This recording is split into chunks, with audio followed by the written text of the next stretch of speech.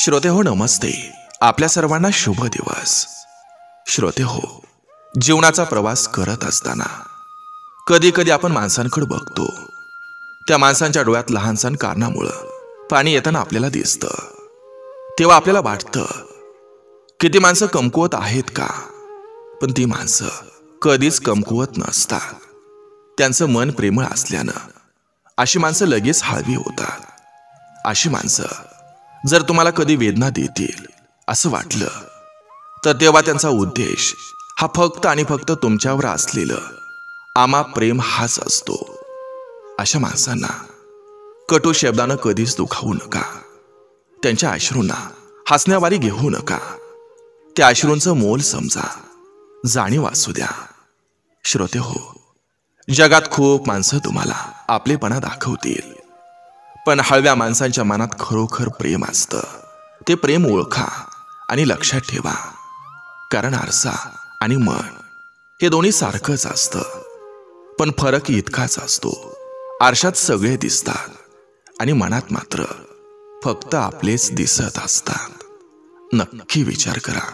चला, आजही आपल्यासाठी सुंदर विचारांची ही शिदोरी, ही मालिका अशीच पुढे घेऊन आलोय.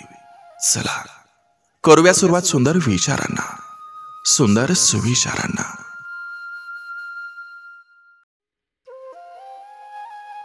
आयुष्य म्हणजे आपल्या माणसांच्या आनंदासाठी स्वतःच्या स्वप्नांची केलेली तडजोड.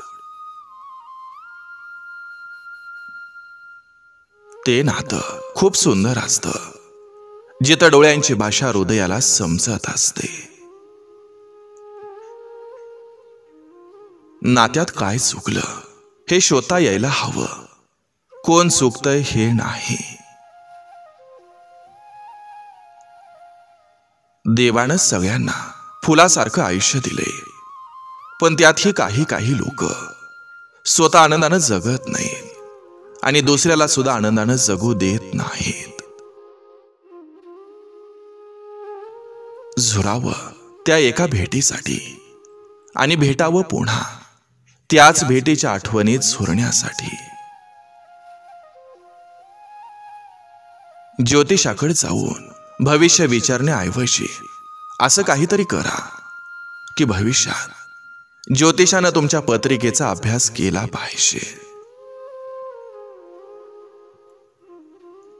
आपलं मन हे प्रत्येकाला कळालं असतं, तर समजून घेण्याची अपेक्षा एकाच व्यक्तीकडून झाली नसती.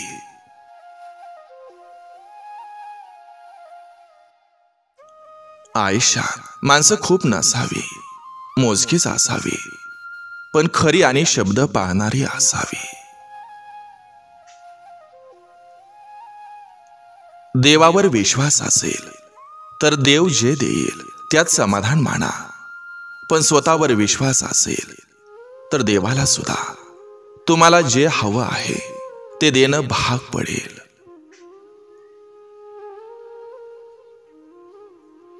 जास्त गोड असणं हे सुद्धा धोकादायक असतं. ऊसाचंच बघा, शेवटच्या थेंबापर्यंत पिळला जातो.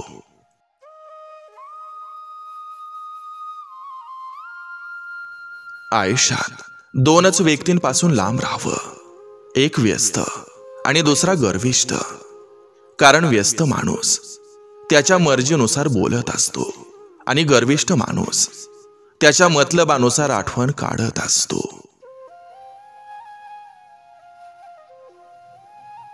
वयाला हरवायचं असेल तर आपलं छंद हे जिवंत ठेवलं पाहिजेत. आपण सगळीकडे लक्ष ठेवायचं असतं, पण दाखवायचं असं की आपल्याला काहीच माहीत नाही. काही लोक खोटं सुद्धा इतक्या खरेपणानं बोलतात की खरंही लाजून जीव सोडतं.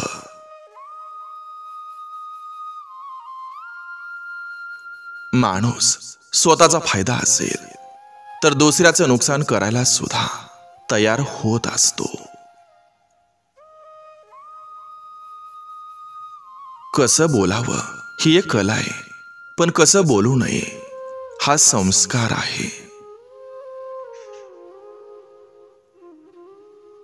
नातं हे किती खास असलं तरी त्यात असणारं आपलं महत्व हे काही वेळेनंतर कमी होतं हे तितकंच खरं असतं. काही लोकांसाठी आपण महत्वाचे नव्हतो आणि पुढेही नसू हे स्वीकारून पुढे चालत राहायचं असतं.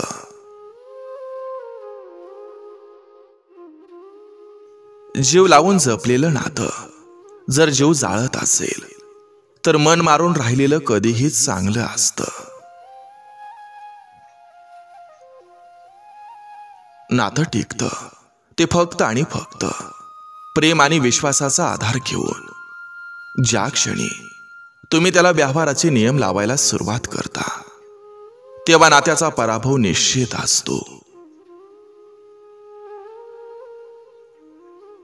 कुणावर नाराज होऊन कोणताच फायदा नसतो.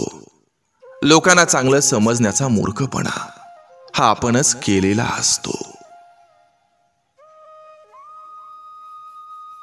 पेन किलर खाऊन शरीराचं दुखणं कमी होतं पण मनाचं नाही.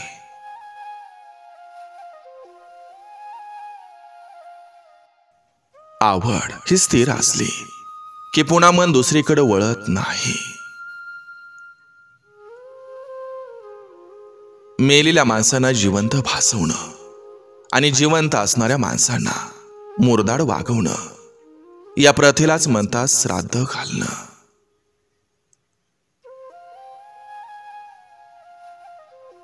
माणसाचं काय घेऊन बसला, हातात पैसा आला की आपली ओंझळ सुद्धा ठेंगा दाखवत असते.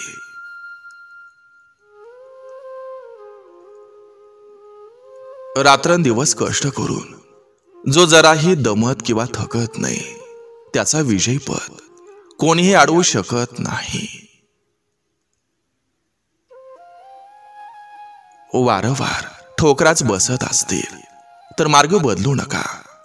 त्या मार्गावरील उखडून फेका, मग तो दगड असो किंवा माणूस. साखर ही अंधारात किंवा उजेडात खाल्ली तरी ती नेहमीच तोंड गोड करते. त्याचप्रमाणे चांगलं कर्म हे नकळत जरी केलं तरी त्याचं फळ नेहमी गोड असतं.